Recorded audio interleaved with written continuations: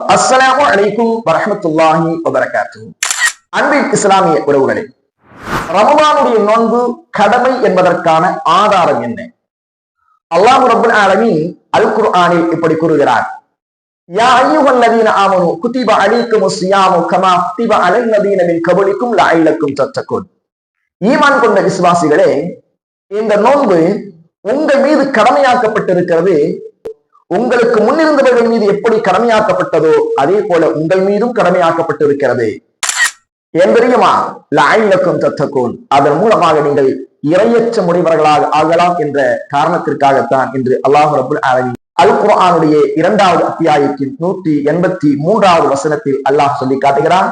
எனவே குர்ஆனின் அடிப்படையில் இந்த ரமதானுடைய நோன்பு என்பது கட்டாய கடமை என்பதை உணர்ந்து இன்ஷா அல்லாஹ் ஒவ்வொருவர்களும் நோன்பை நோக்கக்கூடிய மக்களாக மாறுவோம். வஸ்ஸலாமு அலைக்கும் வரஹ்மத்துல்லாஹி வபரகாத்துஹு.